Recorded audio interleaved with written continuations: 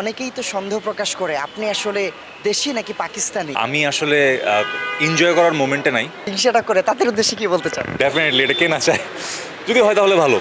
অনেকেই তো সন্দেহ প্রকাশ করে আপনি আসলে দেশি নাকি পাকিস্তানি, এটা নিয়ে অনেকেই কনফিউজড। মাঝখানে বেশ আলোচনা হয়েছিল আপনাকে, বিষয়টা কতটা এনজয় করেছেন, কতটা বিব্রত করেছিল আপনি? এটা আমিও কনফিউজড এখন। কি কনফিউজ? পুরোটা বিষয় নিয়ে কনফিউজড। মানে কোন বিষয়? আমি তো অনেকবারই এই ব্যাপারটা বলেছি, কিন্তু এরপরও যখন মানুষ এই কথাগুলো বলবে, তার মানে আমিই কনফিউজড। আচ্ছা, যেহেতু আপনি বর্তমান কাজ করছেন, সবাই আপনার প্রশংসা করছে, আপনার একটা বড় ফ্যান বেস তৈরি হয়েছে, মেয়েদের, বিশেষ করে মেয়েদের গণ্ডিতে আপনাকে নিয়ে যে আলোচনাটা হয়, আমাদের মানে অফিস বা যে কোনো জায়গায় আমরা দেখি যে আপনাকে নিয়ে বেশি আলোচনা হয়। বিষয়টা কতটা এনজয় করেন একজন অভিনেতা হিসেবে, এটা আপনার কতটা ভালো লাগে? না, অ্যাজ অ্যান আর্টিস্ট হিসেবে শুধু মেয়ের দিক থেকে আমি বলবো না, ছেলে মেয়ে উভয়ই আছে। আর সবাই আসলে কন্টেন্টটাকে পছন্দ করতে চায়, একটা আর্টিস্টের মাধ্যমে সেই কন্টেন্টটা উপভোগ করতে চায়। সো আমাদের চ্যালেঞ্জটা হলো সেই জায়গাটা মানে ট্রিগার করা, যে আমি কি ওই ক্যারেক্টারের মাধ্যমে ওই জিনিসটা প্লে করতে পারছি কিনা। যদি আমি পেরে থাকি তাহলে আমি সাকসেস, আর যদি না পেরে থাকি তাহলে আমি আনসাকসেসফুল।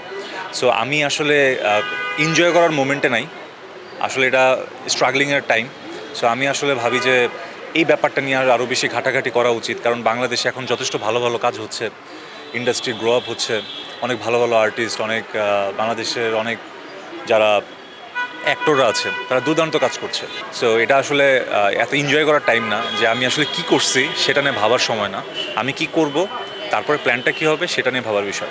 আমার কাছে এটা মনে হয় আর কি, পার্সোনালি। মেয়েরা শুধু তাদের বান্ধবী বা এই গণ্ডিটাতে যখন গল্পটা হয়, তখন এই যে হিংসাটা করে তাদের উদ্দেশ্যে কি বলতে চান? আমি তো পার্সোনালি এরকম কখনো কিছু শুনি না, আর এটাতে আসলে কর্ণপাত করার কোনো সিচুয়েশনও আমার নাই।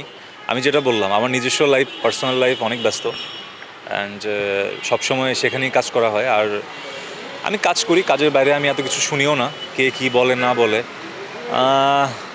এটা আসলে পজিটিভভাবেই নিব, হয়তো বা বেশি যদি হয় তাহলে ভালোই।